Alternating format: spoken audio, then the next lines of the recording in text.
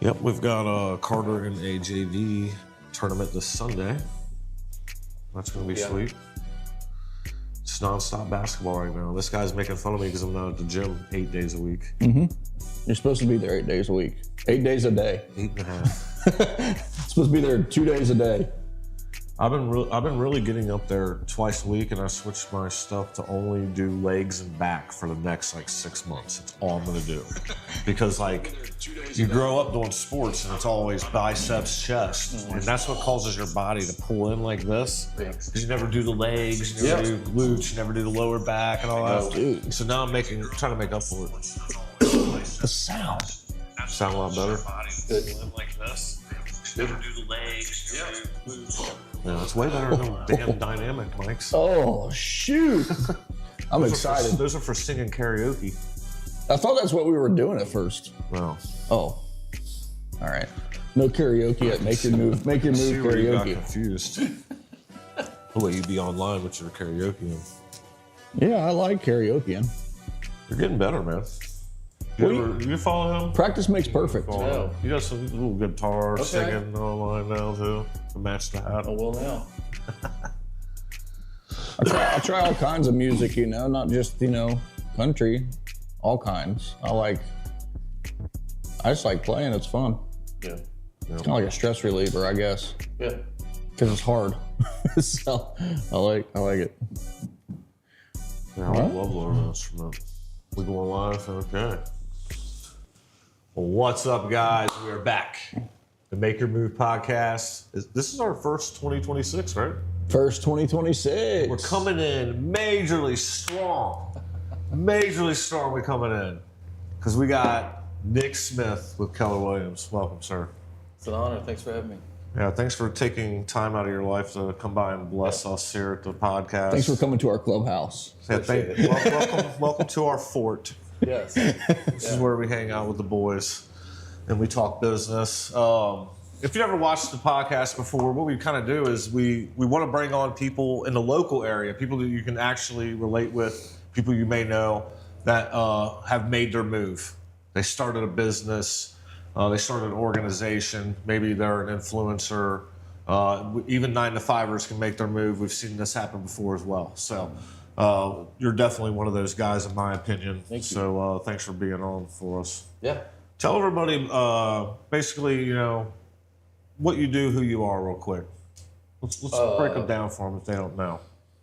So I guess to back up, for almost 15 years, I was the team leader / CEO of Keller Williams Realty Services. It's a franchise in Northern Kentucky. Yep. We cover Ohio, Kentucky, Indiana. I recently transitioned to more of a GM, Director of Business Development. My business partner and I opened, a couple ancillary businesses. Obviously, you're affiliated with us. And so that's kind of what I've been doing. I don't know, I had a passion for real estate, got it in 2005, and I don't know, it just kind of worked for me. It stuck. So yeah. So I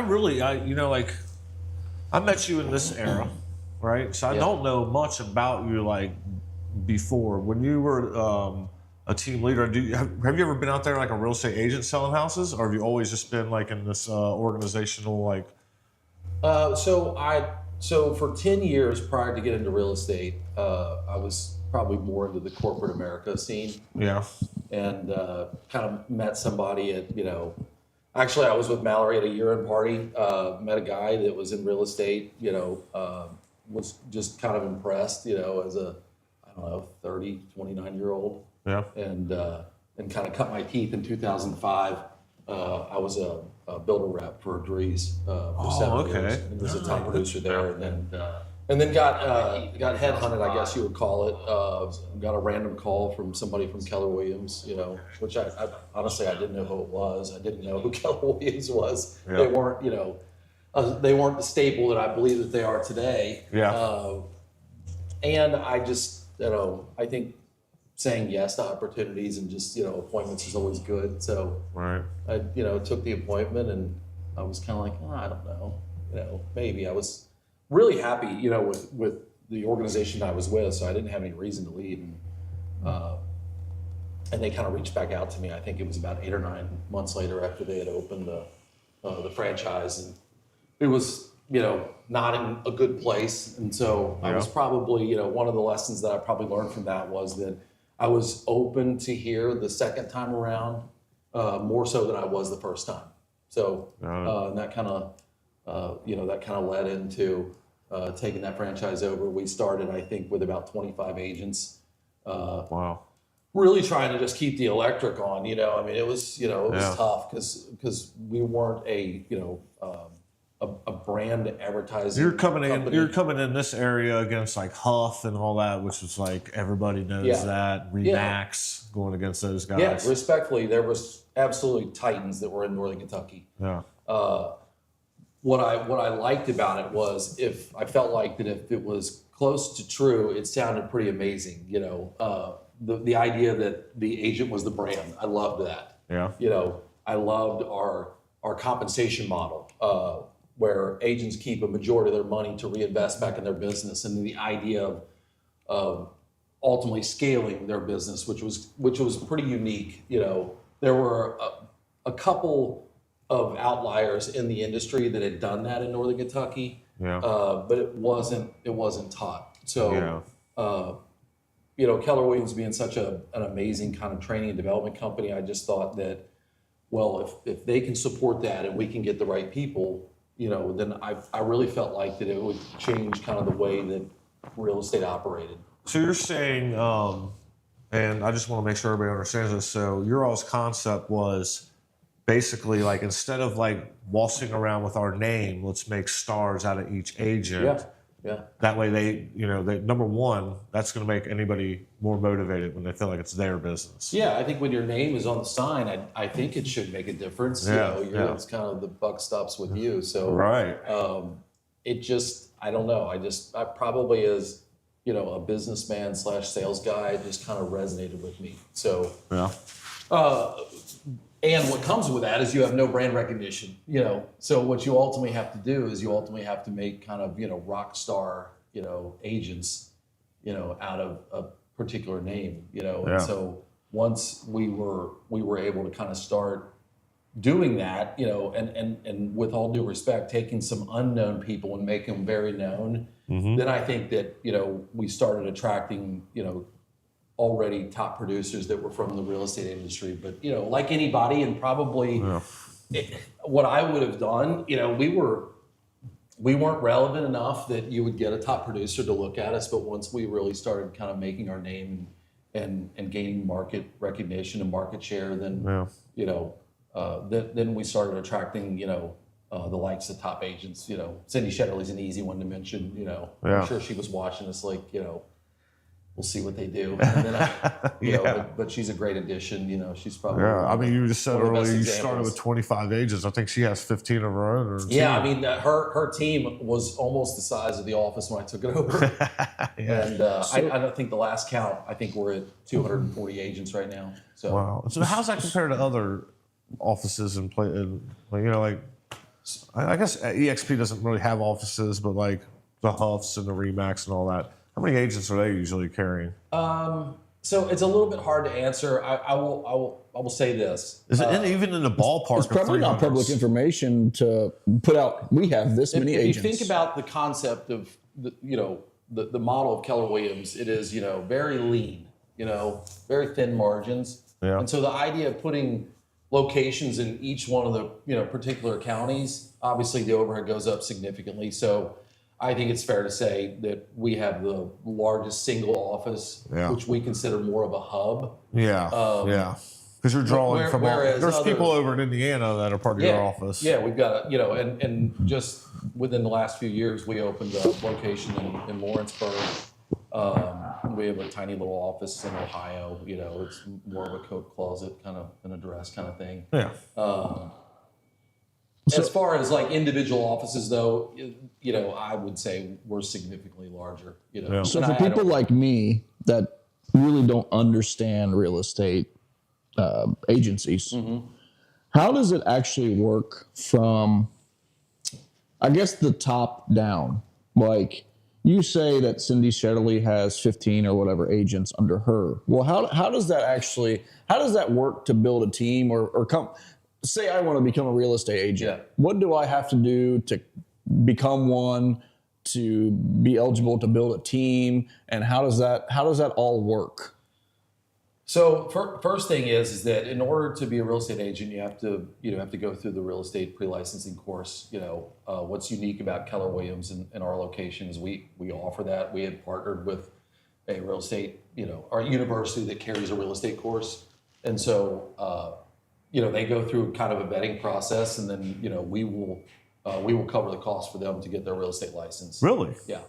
Yeah, in all three states. Now, what does that usually cost? $2,000, $2,500? Oh no, I mean it's varied, but I would say it can be between $600 and $1,000. Okay. But don't they also have to pay for their studying online and all that on top of that? So it's all online courses. We offer actually advisors. So the biggest difference in what I think that we offer is not only the practical side of real estate, what's the square footage of an acre, things like that, which you'll never ever use. Right. But you also kind of have an academic advisor that's kind of also showing you, like, here's the real world application. Here's how you make money. So by the time they finish their course, we feel confident they're ready to hit the ground running, instead of trying to figure out where the coffee pot is and, So is that a pretty unique thing? The paying for the fee for all that? Yeah, I mean, we were very successful when it was when the agent paid for it, but it was something more at the national and international level that Keller Williams rolled out, and we were probably one of the first ones to adopt it. And it started in Kentucky.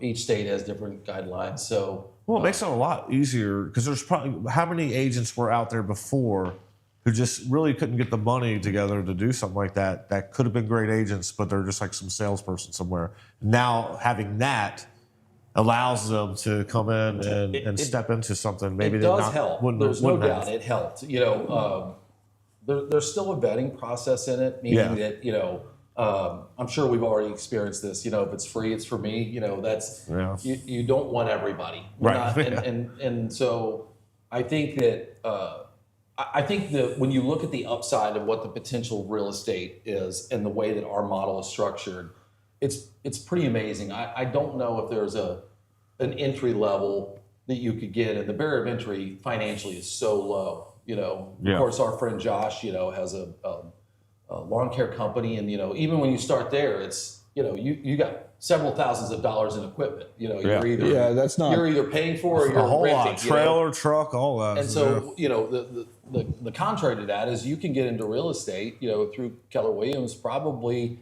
all in, because you got to join the board, and there's incidentals and taking the test, but probably less than $2,000. That's amazing. And then, we've got that's where I thought the 2,000 was coming from, because I looked into this long ago. I have to get my real estate. Yeah. So let's continue on the process of like what I was asking before of growing. Yeah. So I think the biggest difference, and I think what you're asking is that once you go through the process and get your real estate license, we have a productivity coaching program. So all new agents go through that. That was more of kind of an answer to, hey, come join us, but how do we develop you? And so, I saw early on that we had people that were ready, willing, and able, and I felt like as a leader myself that we weren't kind of delivering the goods. We weren't keeping our promise. So a great lady years ago, Debbie Robke, and I kind of cooked up this idea. It was already happening in other markets at Keller Williams, and so we kind of started this whole productivity coaching program, and then we kind of mandated it that, if you want to make it, you really need to join, and you need to be in the program for 1 year. And so it's kind of a landing or a diving board. That sounds like a big vetting process to make sure this is what you want to do. Yeah, because the reality of it is that we would never send our kids out on a field or a court. I know we were talking about this earlier, without a coach. You have to have that, I'm sure. When we become adults, for some reason, the idea of having a coach seems like, taboo. And so part of, I don't know if you would say convincing, but, part of it is that we cared enough for our agents that we realized that, we were kind of putting them in the pool without teaching them how to swim. And so the productivity coaching program really kind of fulfilled that. And that's a year, right? Yeah. Yeah, or if you cap, which kind of goes down another rabbit hole, but that gives the opportunity for an agent to keep 100% of their compensation for a period of time and reinvest back in their business, which is unique. That's Most of the phenomenal. traditional real estate typically has what they call a split model, which is Give me half of your if you money. work for me, then a percentage of it. And It's like a mob boss. You Yeah. go sell this house and give me half and your how How money. does it work when it trickles down into the teams? Well, Does the let me team say leader this. get- It's obviously it's highly successful because I mentioned earlier that we had some real titans of real estate in Northern Kentucky. So the model did work and still works. So it's not, I'm not refuting that. I think where the difference was is there were people like me out there that understood that coming from corporate America, there was a hierarchy and a scaling, and there was a lot of things that came with growing your business. And so what I felt like that we did is we brought the concept of kind of being your own team within a brokerage. Yeah. And so what that looks like is that if It's you're empowering. keeping a majority of your money, and you also have at that time somebody like me, and I continue to coach and advise what to do with the money. That's important.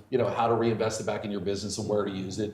Then you start looking at really what you want to do and what's the most important thing that you can do in your business, and then that goes into hiring your first executive assistant.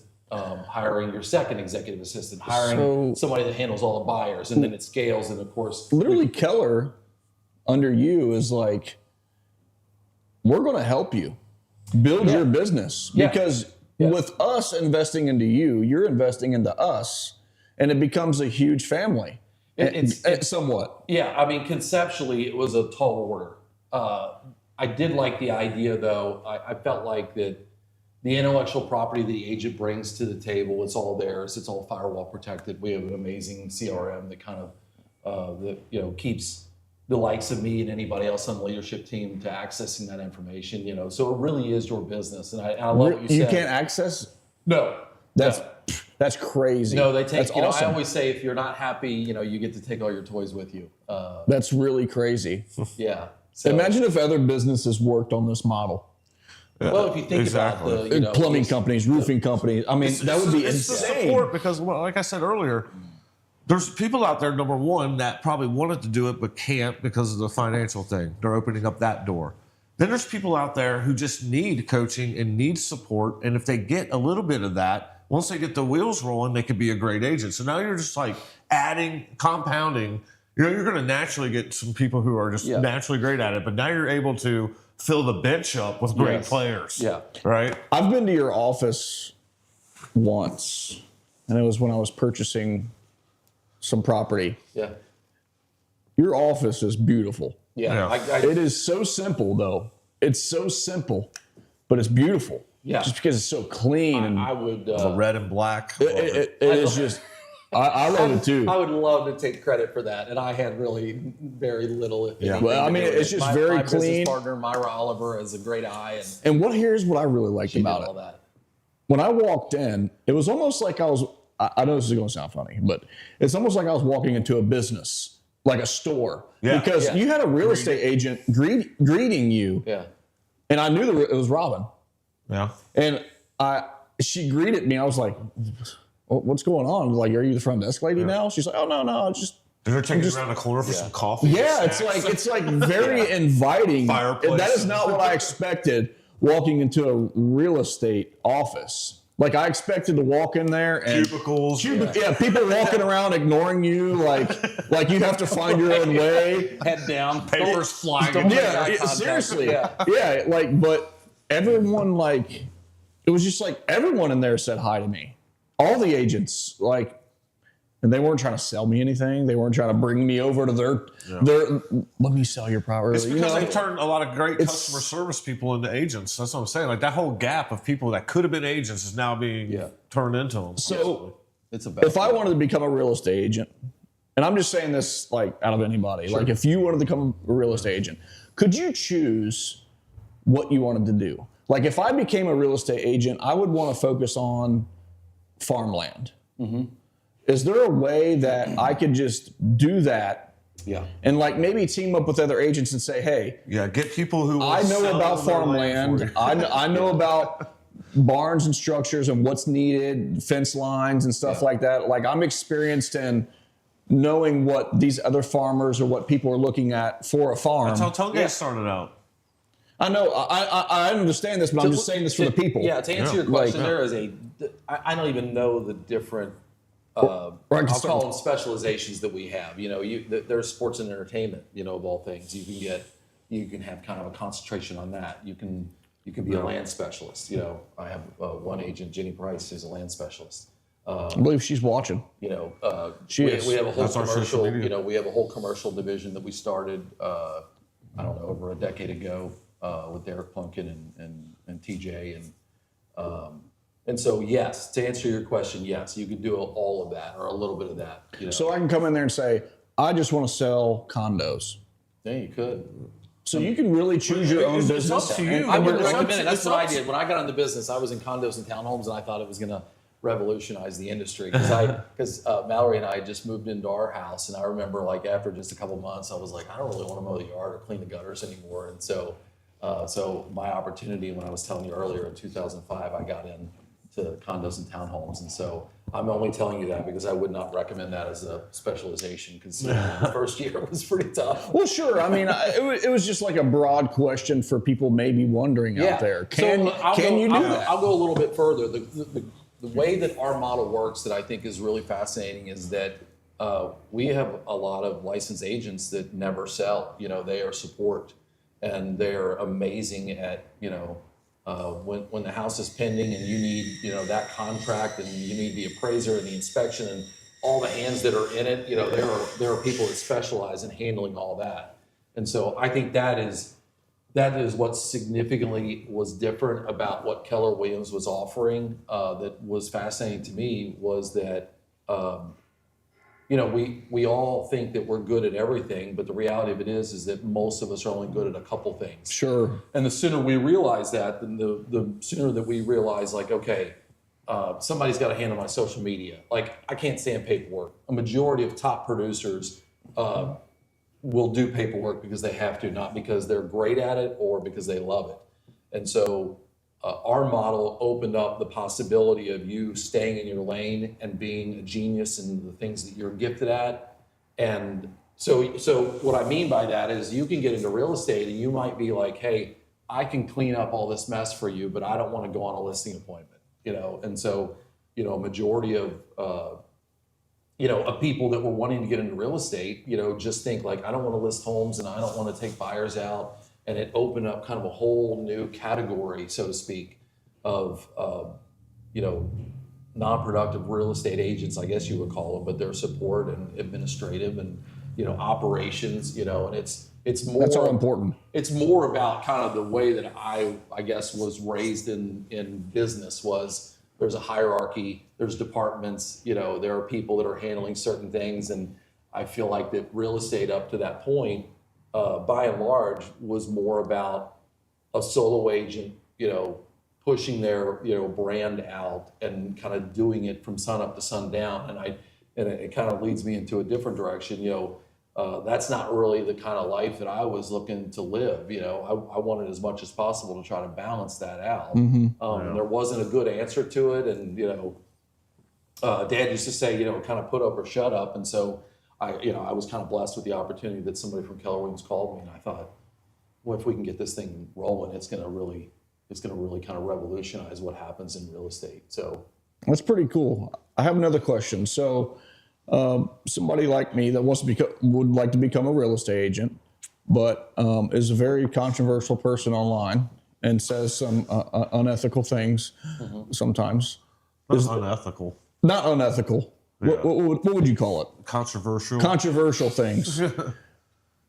Would they be able to be a real estate agent? Is there rules against what you can say online and what you can't say online, and how you act and how you portray yourself and how you? You might want to go EXP on that. No, it's just a question. It's Well, I not just for think me because I'm not going to become a real estate agent. I but think I'm it's just a good saying. question. I think you have to realize that, you know, when you start taking, I don't know, sides, I think you have to you have to realize that, it will have a potential impact on your Well, not business. just that, not just taking sides. It's just like,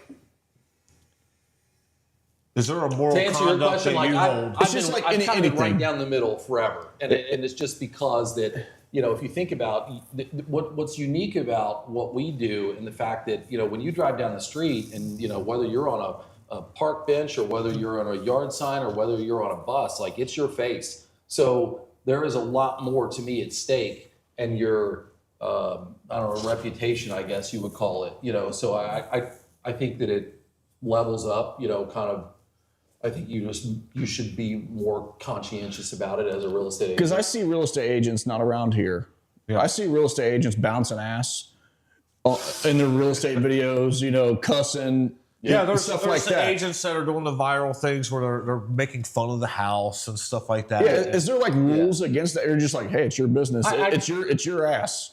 So I think the way that I'm going to answer I think you need an email of advisement. yeah, I'm from just them. like, You're like, listen. so here's what I would tell you. So one of the things that I would tell you is that we don't have a lot of rules. We have standards, and I think that There's a difference. that there is a difference, and I think our mission, vision, values as a company are kind of both of you have been there, are kind of plastered all over the wall, and it's really just to remind you that even though I am an independent contractor, licensed agent, if you want to, so to speak, you still are a part of of 240 other people that are out there trying to, in some capacity, make sure that their brand name stays intact. And so I think a lot of that has to do with vetting. The interesting thing about it is that when you kind of set your standards and what you want your company or your office culture to look like, whatever it is, you attract the right people or you don't attract those people. So I will say that we don't really have that issue. And I think it's because a majority of the people that we've been lucky enough to get into business with are usually a reflection of the person that we're already in business with. And I to get into kind of the sum of the 5 people you spend the most time with, what I like to, tell people is like, hey, who do you know like you that I don't know that I need to know? Because I want somebody like you, because I don't have to deal with all those things. And yeah, I know what you're talking about, but fortunately we haven't had. Well, I'm that person. Yeah. But there's probably other people out there that are like me that would like to become an agent. I think that you could become an agent with the way that your online presence, and I think that Well, that's you have changed. a whole That's market also of people changed. who would like that country edgy guy. The question is that you put a cap on it somewhere, and if it goes over that line and he gets a phone call, that's when it's like he'd probably be like, hey, bro, step it back. It is. I mean, I would say like, Funny you said that. It's like, do what you want, but when you kind of present it in front of the office, I kind of have to address it. the couple-year-old Richie online is different than now. I've cut back a lot, but the couple-year-old Richie. Why did you cut back? Because you realize that public relations do matter. That's not why I cut back. But you can still be real. I cut back because I cut back on the politics and all the controversial stuff because it was literally a waste of life. Yes. I realized I was caught up in the stuff that didn't matter. Yeah. And it really turned me into an evil person because I was being mean to people that I didn't even know. Just because of their mission or their values. It's like they're just people just like us. So it's like just because we don't agree, no one's going to agree 100%. And it took a lot of self-growth to realize like, hey, they're people too. I feel like that, your expertise in that given field is what people are interested in. 100%. That doesn't mean he let me in there. that doesn't mean You're on your way out, but you'll know it. He's already had a couple phone calls, I think. obviously we've loosened our standards. We had to take that part off the wall, though. I Get a little edgy in here. I think what people want is I think they want a realtor that they can relate to, that they have commonality with, and that knows what they're talking about. 100%. I don't believe, and it's just my own opinion, that they want to know, where your political or religious beliefs are. And They don't again, care. I'm not knocking it. They're trying to buy a house or sell one. Yeah. They want help. I think, But they might see the things you say and relate to you. So those country people that you want to sell land for are probably going to relate to your country style and all that. But I think if you became a real estate agent, you would refrain from going over the line with like vulgar language online and stuff like that. Because now you're representing something that sells houses. That's hard for me. I'm super vulgar. Well, there's difference between there's difference between like calling someone a fuckhead or just saying fuck. I bumped my toe. Yeah. Right? So like the way that it's being. Yeah, I get it. There was another question I had to ask, but I forgot, so we could just continue until I remember. It was about your referral or not referral program. What do they call that? Affiliate program. Yeah. Tell us about your affiliate program and how it works. Yeah. So as a former builder rep, one of the things that I used to do is, I would go to the real estate offices and, try to get in front of the agents, and that usually, required lunch. And so most of the time I would go in, I'd spend a few $100s, which, I may or may not have had. And then I got maybe 2 minutes to talk, and then, nobody remembered me. And so I think figuring that out, on the outside in helped me understand a better way. I felt like a better way of doing it, which was we're going to have affiliate businesses. We're going to have lenders, we're going to have title, we're going to have photography, videography, flooring, kind of soup to nuts. Mm-hmm. But they're going to be with us. And so that affiliate program is when you join us, you attend our weekly meeting. We have the largest real estate gathering in Northern Kentucky. You have to. And have had, if anybody... You don't have to, but it's like college. If you don't show up, then you ain't going to pass the class. You get out what you put into it. Well, it's just like everything. It's a relationship business. So, when I was in the field and trying to develop a relationship with those realtors, how long does it take you when you get 2 minutes at a time? Sure. Is that the time allotment? No, what we have is you come in, you get to attend the meeting. We usually have a breakfast beforehand, so you get about 30 minutes to kind of just mingle, socialize with the agents, as an affiliate. And then we go into the training room. We have an hour meeting. There's usually 60 or 70 people at any given Tuesday morning. Really? And then afterwards, obviously, you get to talk to them again. And so what we're trying to do is accelerate that relationship process with them because it's hard. It took me a long time, And the other part is that, we offer a lot of opportunity. We do a ton of training almost nearly every day. And so, somebody like Quentin that wants to come in, he can go in and depending on his budget, I can put him in front of 5 people or I can put him in front of 50 people, So how does that tier? Different tiers, How does that work?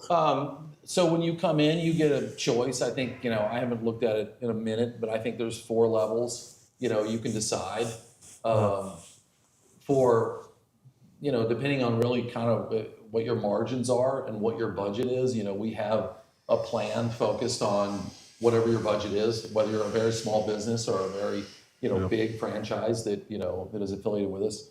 And so it was all by design. It was to, if you think about, how much more powerful that I believe that we are because we are in business with the businesses that are talking to the same people ultimately.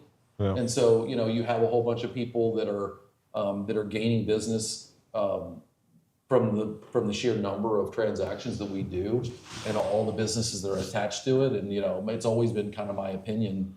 And I think my affiliates would agree that, I don't want to go out and try to find another videographer and another photographer and another lender. It's like a BNI on steroids. Maybe so. It's except funny. You're in the same industry, though. Except feeding each other. The difference between what you're explaining here and a BNI, which I've been a part of, is there's no force behind your affiliate program as there is a BNI. No, if you show up, it works. I tell everybody, you just show up every week and, before we started, I was asking you about, how your business is going. And, real estate agents, have a lot going on a daily basis. And so when we can, when you can create convenience in their business, where they have a whole, even as a solo agent, when you have a whole team around you, I've got lenders, I've got title, I've got insurance, I've got home inspectors, I've got videographers, I've got photographers, I can go just down the list. Like it really, really creates prominence, you know, even as a new agent or a transferring agent from another company, you know, it's kind of A to Z. That's a huge support system that you've created for these agents. Yeah. And not only created for the agents, you've created for the small business as well that wants to put forth the effort. A lot of great friends, lot of people that I'm dear friends with are, you know, a part of our organization. And it's no different whether I've known them for 30 years or whether I've known them, you know, for 30 days. It's just, I don't know, there's power in numbers, and there's, you know, this kind of, and what a great group of members. Like kind of raising everybody It's like up. top tier people in there. I've been thinking about becoming an affiliate there myself for quite a while actually. Yeah. Josh mentioned something about it probably a year and a half ago. Yep. And I've been thinking about it. I know that all these agents, they all have a roofer friend. You know, pretty much. Not all of them. Pretty much though. There's a new lot. agents coming all the time. Yeah, you know? so There's a to, lot. to answer your question, yeah, there are, and there, you know, I want people to be obviously what we're promoting is loyalty. At the same time, I'm not asking them to, you know, cut off their relationship with somebody else in order to, you know, just because we have a lender there. But the reality of it is that, you know, we're any given month bringing, you know, 8 to 10 people into our organization. And so those are, you know, those could be 8 to 10 people that don't have anybody. Right. And so that's where the opportunity with the affiliate comes in, because they can go in and in some cases be the first person that licensed agent meets. Exactly. You know? I've been the first videographer, photographer, marketing person that a lot of agents have met just from being in that. Like I've watched them come in, I go introduce myself. And to me, it's like now they've met me in person. Yeah. That's powerful. That's powerful in itself. They've met me in person now, and they've also seen me in front of my own clients. They're looking around the room, and some of the top agents in the room are already working with me. And then, I mean, that just seals the deal. They're just there's just power in numbers, you know. Yeah. I really enjoy it. That's why I was thinking about joining myself. Like I was telling you the other day, I don't think it's going to bring me a ton of business because of the business that I'm in. Mm-hmm. Because I'm not just like a punch list type of roofer. It's like I'm very, very specialty on certain very, very specialty items that a lot of roofers aren't able to do. That some of these agents may need somebody like me because it's a rarity to be able to find somebody to do the specialty items. So that was my main reason to join, is to help. It's not like I need the business. I'm fine, but I think to help these agents, and I think it'd be great. Just because it's hard to find people like me. You know, if you think about how difficult it is, you know, to start a business and then to scale it, a majority of that, regardless of the industry, is going to be like, what's your clients? Do you have a database? And so what I think that we offer is the ability for a business to come right in and immediately have a database. You know, we're gonna, any given year, we're gonna do 2,500, maybe as many as 3,000, you know, sales in our office. Mm-hmm. And so when you think about, you know, the tentacles that are attached to that, all the businesses in a real estate transaction, for example, there's a lot of business. And so when you already know that that's happening, and you already know that a majority of the time in a real estate transaction, you're going to need a lender, you're going to need title, you're going to need insurance, you're probably going to need some home improvements, you might need a roofer, you might need, you know, some flooring, things like that. That's, I think, what is unique about what we offer is, you know, we've my business partner and I, Myra, have launched a couple different ancillary businesses within that, and it was just more about, you know, the common sense of it and the convenience of, you know, we all need more time. So, you know, when you have services available in-house from A to Z, you don't have to go out and find that. And it just makes you, you know, it just makes you more successful, and it gives you some of your time back, which is really what we're trying to do. And it seems like not only does it help the agent, it can help the other small businesses as well. For example, you know, a flooring guy, you know, he's doing okay, but he could be doing a lot better because of his skill. He needs a little bit of marketing. Yeah. Well, he's here. Then they talk to each other. Yeah, Yeah, so I've also talked to the other. It's a huge circle Yeah, of help. I love that you said that, because that is another component of it. When you have the number of agents and the number of affiliate businesses that we have, it's almost like cross-selling, I guess, because yes, there are, most of us have our own home, and most of us need insurance and we need all those things. And so the whole intention around it was not only for the affiliates to make, the lives of the agents, easier, but also to share that information and be able to use other affiliates for your own, needs. So yeah, I mean, I love that you said that because I'm sure you've experienced that working with some of the other affiliates that we have in the office. Yeah, yeah. How many affiliates approximately do you have? Approximately, I think, I send a group text out once in a while, and I think there's about 22 names on that. That's not as big as I thought. No, so it's not oversaturated. There's a We're reason there. for that. I see about 10 every time. Like, We usually a have lot about of them 10 aren't every showing week. up. Yeah. Yeah, show up, There's guys. kind of like the regulars, Yeah. But the Interesting. reason for that is that you don't want to bite the hand that feeds you, so to speak. So we're not trying to just pile a whole bunch of affiliates. So Yeah.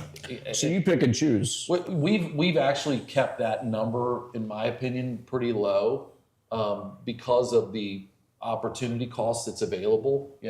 That makes sense. Why would you have 10 7, I don't flooring know. guys? I think we have about 7 lenders. It wouldn't be valuable to the flooring guys. So. Yeah. Yeah. It I might, think and then that it might not be and I think because if you have too many of one, it becomes it renders itself useless. I don't like exclusive, but I think in kind of the free market, your ability to choose, multiple lenders and multiple title or inspections or whatever it is that you want. I think that's very helpful. But we for the most part do the vetting. We want them to know we've already kind of gone through. There's a process in order. We just don't open the door and say sign the paper. It's usually recommended by multiple agents. You got to have a couple of each thing. That way, their standards stay high. There's a competition in there, and they don't like slack off. Like, oh, well, I'm in here, I'm good now, and then the quality goes down. It's no, I'm in here, but now there's still other people in here. Let's talk doing about what I do. quality. What I love about it is that we've got an inspection class coming up. I don't know, in a couple weeks, and 2 of the home inspectors that we have are actually doing it together. So it is competitive, but not to the degree that you would think. It's about like if we were able to capture all of the business, the ancillary business, just within those transactions, none of us would have any problems. We would have, it'd be pretty amazing, but we're not there. Let's talk about quality with these affiliates. So let's just say you have, I don't know if this has ever happened, it could. Let's just say you have an affiliate there that is just like what he said, I'm in here, I'm good. And then the quality starts slacking off and agents start complaining. We've had that. What happens? What happens then? Is there a chopping block? I don't know if I would say that, but I've had conversations in the past, not many, because I think we do a good job of vetting it on the front end. We know what we're getting. We ultimately are the ones that give them, I guess, the permission to come in. So we're responsible for that. But yeah, it's a conversation. I mean, I think that's what people want. You're running your own business or you're part of a business. I think the biggest misconception is that people don't want to hear about that. We all want standing ovations and applause and things like that. And the reality of it is, as a business, you want to know what you're doing well and what you're not doing so well. And so, I think the relationship that I have with them, they know that I wouldn't pick up the phone unless it was a really good reason to do it. And so it's really just hey, we're getting some multiple issues, and we've got to figure out a way to clean this up. Or and it's not a threat. It's just, so you're a man of second chances. Yeah, because I mean, it's thank good. Thank goodness we all got It's second chances. It's a good way to be because a lot of us are on our second chance. I will say this though, to your previous conversation that we were talking about earlier, is that I think the non-negotiables are you helping the brand? Are you helping our agents? Are you ultimately you're there to help them so that they look good. And so when you're causing an interruption or any dysfunction with that, then there's a conversation that's going to happen, and it's not going to be. And it should hit the agent before it ever hits you. Whoever's like the agent Yeah, I mean, Using them. you know, and I think a lot The of agent us- will be slapping them on the wrist before it ever reaches you. Oh, for sure. Yeah, because the sure. reality is they may not tell a whole bunch of people about how great you are, but they will tell everybody if they have an issue. And so what we're trying to do is make sure that our agents are satisfied with the people that we have in business, you know. And the majority of the time, at least in my experience, most of them don't realize it until you bring it to their attention. And then there's a little bit of a light bulb moment. And they're like, oh yeah, I didn't see that, you know. Yeah. But you know, fortunately, I haven't had that issue in recent years. Josh has called me during the podcast. Oh yeah. Let's answer it. Josh, we're in the podcast. What are you doing? Yeah, put me on speakerphone. Yeah, you're on speaker. You're on speaker. You're tuning in. Okay, well, good. Well, I'm glad that you guys are talking about real estate stuff, and that's good. But we're going to get into the real. I was real about to magic do here. that, Josh. So I just want to know, you know, as you've built this stuff and the ancillary businesses, what do you think in the core, like, you know, who originally started that fire to do said things, and kind of what have you learned from him? I'm giving you a hint, Nick, but Yeah. Sure. Look at him smirking. I'm He's picking up what you're putting picking up down. what you're putting down. and you know, basically now you've instilled that into family and stuff that, you know, you advise and all kinds of people that come in. So all right, that's all. So love you guys. Stay on the line. Stay on the line. Well, I think what you're asking Oh, about is, you know, gotta where- go? Okay. Where does it all come from? All right, sir. Bye. Yeah, he had to go.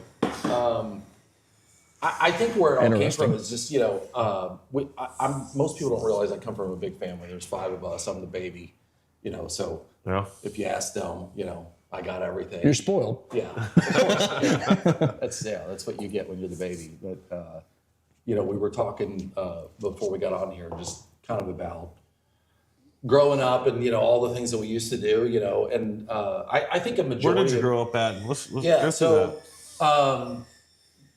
grew up off Mount Zion Road. You know, Yeah. if you know, if you don't know where that is, you know, you probably don't. You know, you don't live in the area, but it's, you know, before you get to Richwood, that.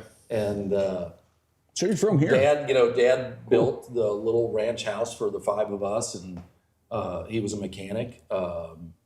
You know, ran, you know, later in life ran a little, you know, car lot, and so we just, you know, Dad just worked. You know, mom stayed home and, you know, and kind of kept us alive, and, you know, took care of the house, and so you know, Dad just got up and worked, and so I think that a lot of that was more about what you do instead of, you know, what you do instead of what you say. And so, you know, I'm sure there was a lot of times that Dad got up and, you know, didn't want to go to work, and, you know, probably, you know, hurt at times and things like that. And so he just, you know, he just went to work, and, you know, he took great care of us. And the thing I would say about my dad is he never let, like, his lack of knowledge get in the way of anything that, you know, he kind of wanted to do and accomplish. And I think I picked up on that.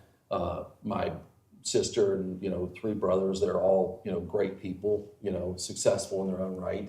But, you know, we went to school. We didn't miss school. You know, we were, I don't think there's, you know, any doctors in the near future in our family or attorneys that I'm aware of. Yeah. But, you know, we just got up and, you know, we just did work, you know. It wasn't abnormal. It was just, you know, kind of what we did.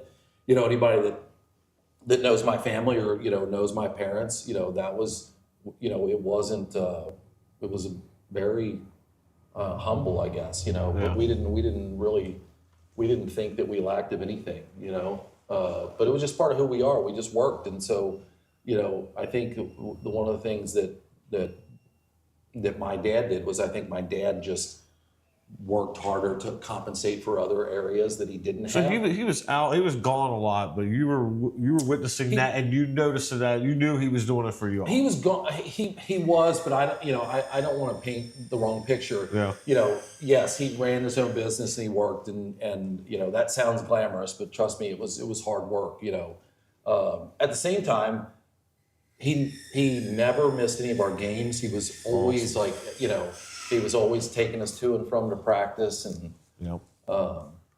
just put a lot of, I think it was a big deal for him. I think it was a big deal for him to be present, because I don't think that he had that. So, and so that's, I think that's where we all get kind of who we are, And Mom made sure that we went to church, that was a big deal. That was always a fight, like, I got to get up on Sunday and go to church. And then, we had,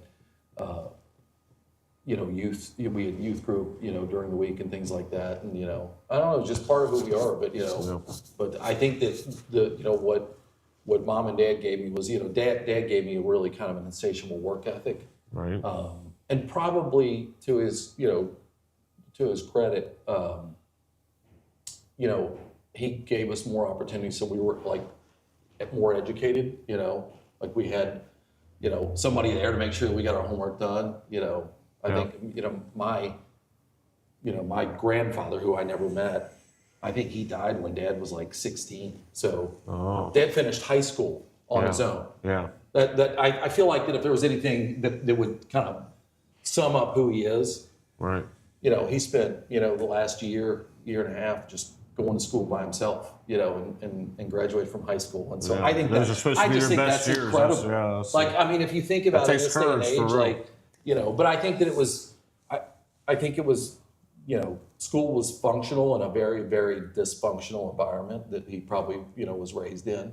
I don't know all about it, but you hear stories, and so I think he just wanted a better life. So that's awesome. So you got your work ethic from him. You were about to say something about your mom. You got something from her.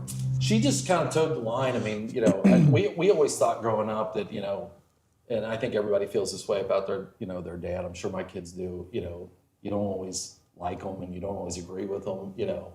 But Dad always was, a disciplinarian, and there was no kind of bullshit in our house, and But he was there, though. And the reality of it is that it took us years to figure out. As you become an adult and you become a parent, you realize like Mom was the one pulling all the strings. Dad was just kind of executing her plan. Yeah, exactly. And so I don't know what it's like. I have two great boys, but I can't imagine like one income. Growing up in the 70s, and then Dad working, and then trying to keep like all of us like out of trouble. I can't even fathom that.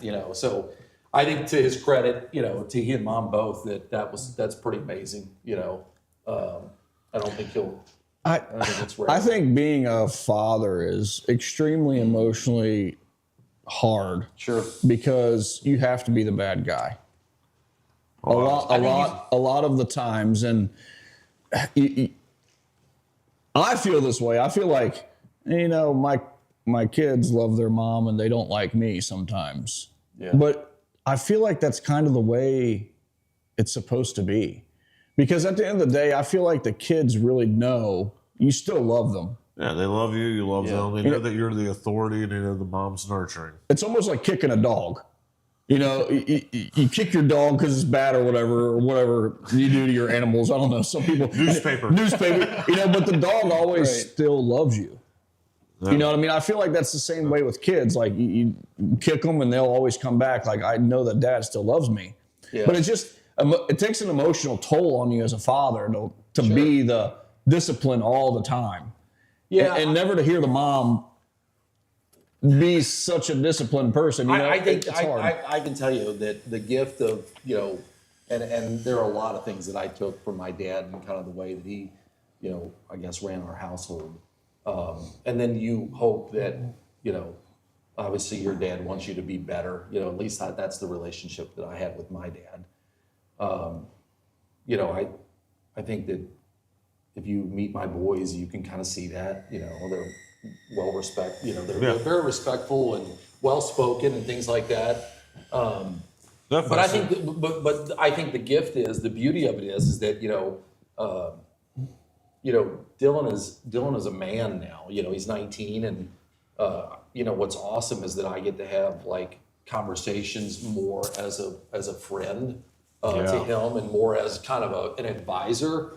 Then pick up your clothes and you got to go to bed, and you need to get up early. And I feel like that even now with Brody, who's 15 now, that I'm starting to see that transition of, just being the disciplinarian to having conversations with him and giving him choices and, preparing. They're going from being a boy to a young man. Preparing them, as Mallory and I did, preparing them for, the real world, It's kind of crazy you say that, because I see the way that Quentin parents is way different than the way I parent.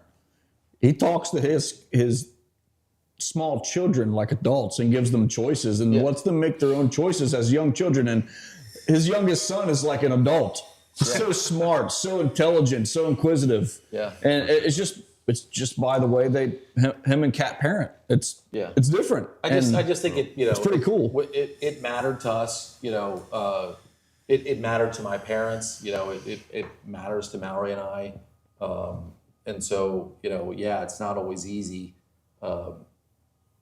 But that you're the parent, you're not, like kids have friends. Like I just feel like that, you need to be a parent, and then I think your gift for, like sometimes keeping your kids alive and then, and then watching them develop into, good little human beings and then good young men. And then, kind of where we are, with my oldest, he's away at college and. How old your oldest? 19. Okay. Yeah. And so that's kind of when, sometimes Mallory and I will have those conversations like, Crazy. we didn't screw him up too bad, A big ass kid is 19. Yeah. Yeah. Jesus Christ. Yeah. So, Well, when they become like a man, they want their own, respect, and realizing that, and that's when that comes into play. You're no longer being their dad; you're being their advisor. yeah. If you can, right? Like some guys have trouble with that, and I see that, and like almost like that. They'll have like a divide when a kid becomes an adult. Yeah.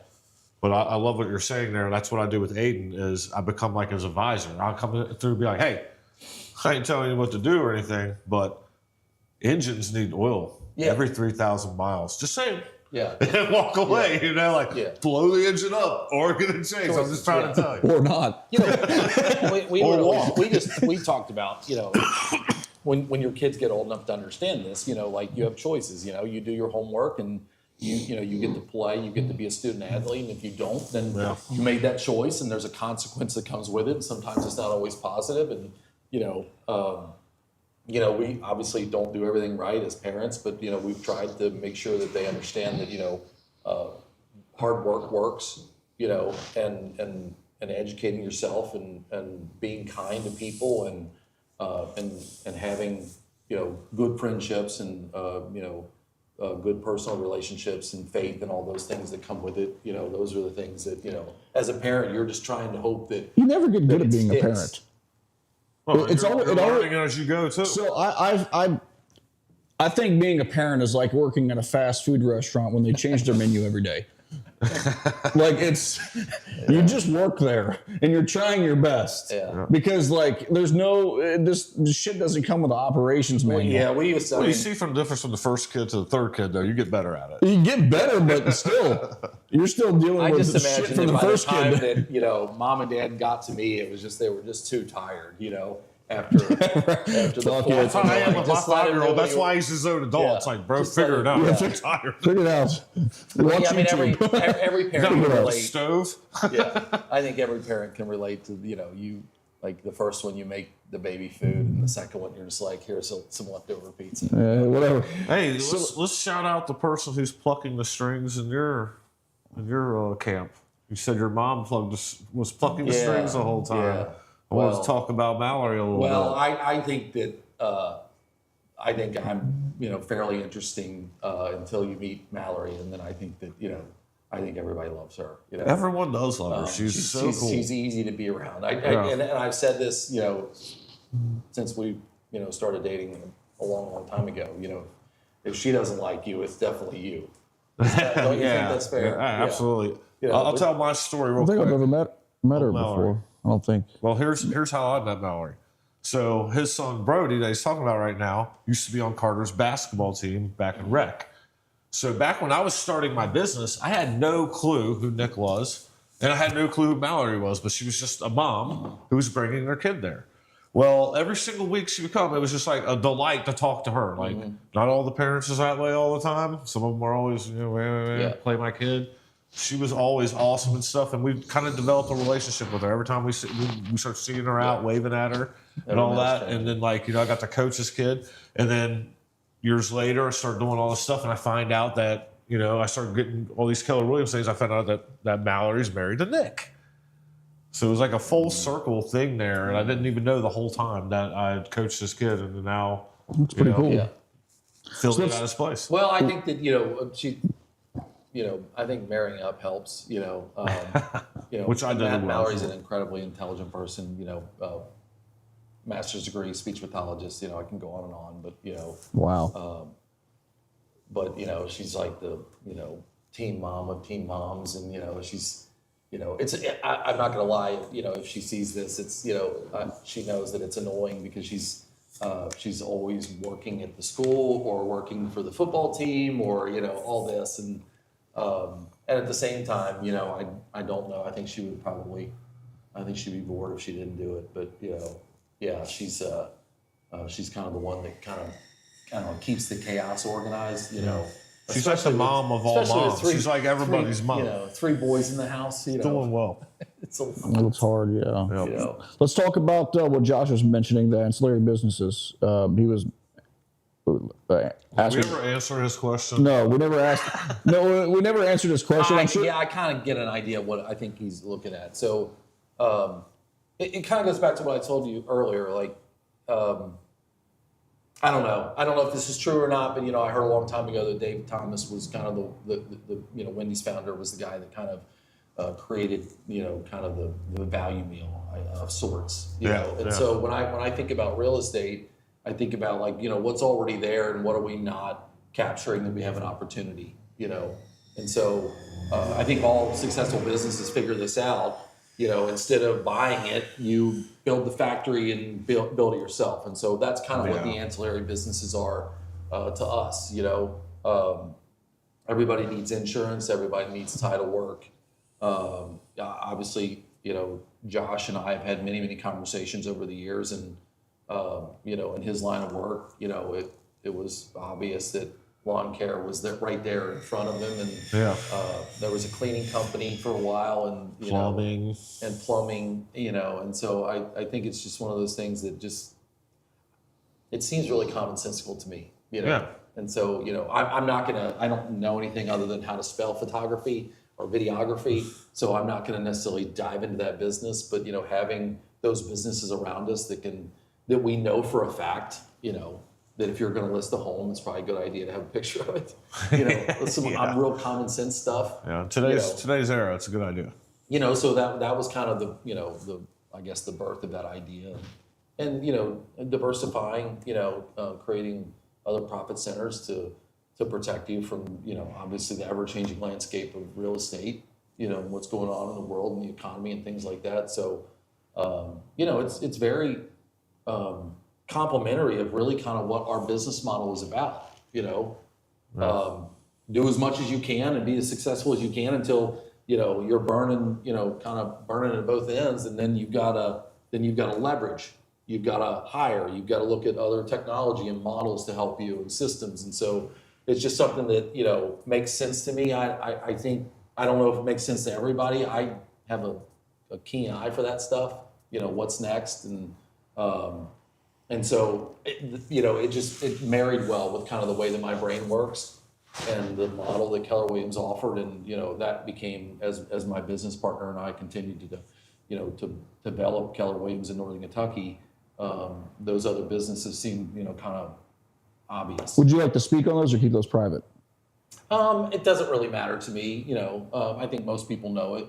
We have those services available, but I don't consider them any different. Title, title and insurance. Title and insurance, okay. And the reality of it is, it's no different than the relationship we have with Rook, and it all operates the same. That really makes sense. I mean, I get where you're coming from. I wish we had, I wish we had a hookup with like Starbucks or something like that. We don't have that as a business, but I mean, we spend a significant amount of money. At least you've been in there. We have, we have a nice little setup for our, agents and our guests. And, I mean, I think it's far enough. I love them, but we spoil them pretty good. I think it's far enough away where you could probably open up a Big B inside of there. Oh, there's one right down the road. Somebody already did it. It's in the. Well, you got 7 Brew now. Yeah. That's actually, and that's right down the road too. I cannot believe that they did that. Yeah. Right next door to Bigby. Yeah. Poor Bigby. Right. Anyway, I think we're at the point of the podcast. Wait a minute. I got one more thing. Wait a minute. What about what's next for you? I know that like business mentoring is something that you do a little bit of. I've been the recipient of some of that for free, thank God, before it gets big. But is that something, what I would say, 2-3 years ago, Nick contacted me and he said, hey, your name keeps popping up everywhere. I think we need to have a meeting. And we sat down and, I pride myself on being a good businessman and stuff like that, but everyone needs A mentor. a mentor. Yes. Someone who's been through some things that you haven't thought of and stuff like that. And we sat down and had lunch, and he rattled off like a few things that Rook needed to make it more professional, more clean, more approachable to his business, Basically saying, hey, if you get your act together, I'd like to have you out here. But he saw the potential in our business, and I appreciate that meeting too to this day. So thank you for that. And so I went to work on. I really took note of what he said, and what was awesome when I was sitting with him, he was saying all the things I knew that I needed. It was more like a confirmation type thing from somebody saying, hey, you need this, this, and this. So for the next year or two, I really banged out that list of stuff he was talking about. And then I called him up like, hey, it's time to meet at Charlie's again, bro. I got to talk to you. So, I got to meet with him again. And, once again, gave me some other next step advice. And I was able to show him where we had, did a lot of stuff that he advised. And it made my business way more successful. One of the biggest things he said was you need to hire somebody to help you. So I hired my wife to take that over. She's now full-time with us. That looks like it's going well, by the way. It's going super well. She's a lot nicer, more organized than me. I'm a good She's a lot better to look at than you. Yeah, man. Yeah, I love it. Sometimes, like, she's at home all day. I'm just like sitting there looking at her like, man, this is great. But yeah, it's cool to see her on the advertisements, though. You know what I mean? Because it's like I don't know, man. We're expanding the power. I think. Yeah, we're showing that it's not just me. And I love that. I love that team aspect is fun. Yeah, I just like. Well, yours is ultimately turned into a family business, Yeah. And we got Aiden coming in now, and he's getting better than me. He's so good, man. He's fine. To answer your question, thank you. That was a great compliment, by the way. I think that one of the few things that I have a good eye for is, what's next, or what is the struggle of a particular business owner, what they're going through, and most of us, once we get over the idea that we're not good at everything, and if we really, really kind of do an autopsy of our business, there's probably one thing that you're really good at. It's the reason why you're, successful to this point. But we all know that, what got you to that point is not what is going to get you to the next level. And I think that's usually where everybody has the issues. We have a great training program as far as real estate goes to get you kind of in production. And then all of a sudden you're doing 30 or 40 transactions, and, you're not seeing your family, and, you're up before the sun comes up, and, you're out when the sun goes down. And I think it usually, in those cases, I think you're so flooded in between your ears that you don't have the time to stop and really analyze what the problem is. Yeah. And so, I think what I do is I identify that, much earlier than a lot of people, Now I will say this, my advice, you don't have to do it.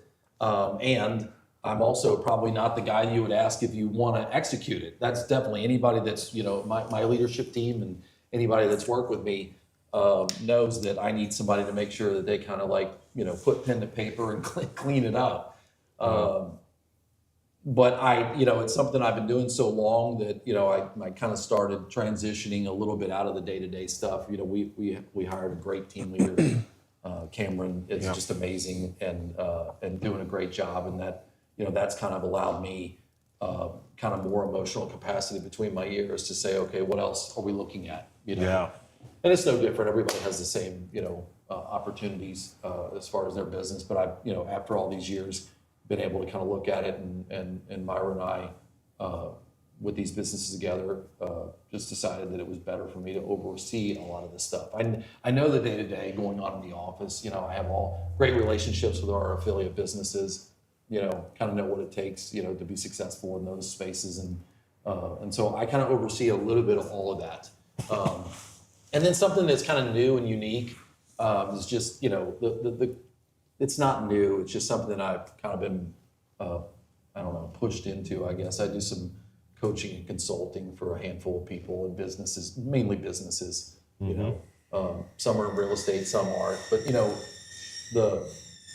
the business, what it is not so much what matters. It's really, everybody runs into the same issues, which is whatever the business is, there's not going to be enough of you to go around at some point if you're successful. And kind of what I do is just help people identify what it is that they need next, and even in Quentin's case, I don't think anything that I told him he hadn't already thought about, and that's kind of the beauty of coaching is that, people are, confirmation. I heard somebody else say this and I'm just going to steal it, so I apologize, but people are creative and whole.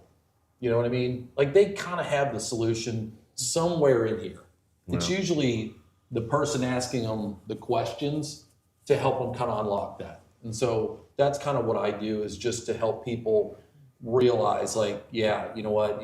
Sometimes you got to invest some money back into the business in order to get either to the next level as we use, overuse, or it is to get your life back.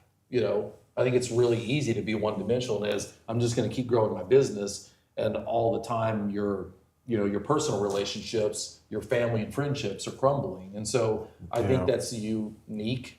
But I always made my decisions kind of from my family out instead of the other way around. That's what I took from our first convo I made too. the move from corporate America to be more local and be home at night. I wasn't traveling because I just didn't. It didn't. What are you doing it for? It didn't make sense to me. I didn't see it. I couldn't see living out of a suitcase and then coming home on the weekends and doing things like that. So that was kind of the opportunity that was presented to me. And I don't know. I think it's a good thing. I think you should always start with kind of what do you want your future. What do you want your future family to look like, and how do you want that to operate? And I think that's tough. I wasn't going to be an airline pilot, but at the same time, I wanted to be home. Like it was important to me. Like we had dinner together when I was growing up. Like little stuff. Like that. I wanted to be present. My dad, was always there at all the basketball and football and baseball games. With all those kids, and so a lot of that had to do with me wanting to.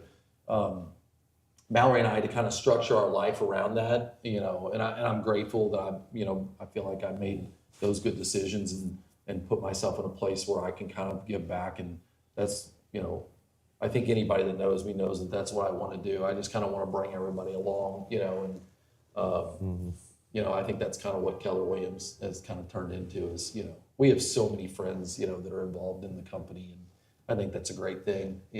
I think it's the way it should be. I just think we should all just, be successful and get all together. So Nice. Yep. All right, so it is It is time now. about that time for I need to get Josh back. Spirit Animal. There needs to be a Josh button. Yeah, we do that. We should even record that. Yeah, We because actually like have it. these I right love here, that you, Josh called in. you can do so it. much. You can do it right here. yeah, Boom. Yeah, it was just All a right, button. Josh, that's your new task. Yeah, Josh, send us You a gotta, recording. you gotta send us a Spirit recording Animals. of spirit animals. So what is this segment that I'm Well, walking into? a lot of times that people come on here, you can tell they never watched the full episode because at the end we go around the room, which now it's just me and Richie for a little bit here, and we give the guest, now that we got to know you, where you came from, your spirit animal. We're going to trace you back millions of years. To a T-Rex. No. A slice of DNA came off and eventually made Nick Smith. Oh gosh. I don't know Sometimes it can be funny. Sometimes it can make you feel good. Sometimes it can be insultful, especially when Josh is here. Josh isn't here anymore, so no more insults. He'll call a woman a whale that's- or that might be the best question you've asked all day. Is I'm scratching my head trying to think. What is yours? No, we give them to you. Yeah, we give them. You don't have to come up with You anything. received this. Awesome. Okay. Yes. Yeah, it's always alarming to the guests. Like, I love that I don't have to come up with one. Yes, Yeah, yes. and We actually did that once to Josh Sneed, the comedian, because he's a comedian. I Yeah. knew it he was good. He killed it. I cannot believe how quick he came with it. Yeah, well, he's an improv type of guy, so it worked. But yeah, we were going to give them to you. Did you have something ready to go? I don't. You don't. But yeah. All right, I got mine though. I can go. Go Want me ahead. to? Yeah, go ahead. All right. So, I mean, I hate doing this. I'm not trying to big up this guy's head, but and I was just everybody gonna wants tell you to this. be kind. Everybody wants this animal. It's a Everybody has lion. always wanted this animal, but he is the lion so far. He's the lion. That's the first I think one. it's good. And the reason I say that is not like a big ferocious lion. Steve but like, Stanton's gonna be pissed. I'm a goddamn lion. I like him, Steve. I give him like a wolf or something. I think yeah, so. I think he was a wolf. He's like a great wolf. But yeah, I like the lion because like they don't move unless they're provoked. They're very quiet, just sitting there. They always have like the cub lions hanging off their ear and stuff, and they're just like sitting there dealing with it. And the wisdom that comes with a lion and being a leader, obviously, is a huge thing. I think that you're a quiet leader. Here's an example. One time I did this as an experiment on Facebook. I was like, "Hey guys, who do you think's the top business owners in KY?"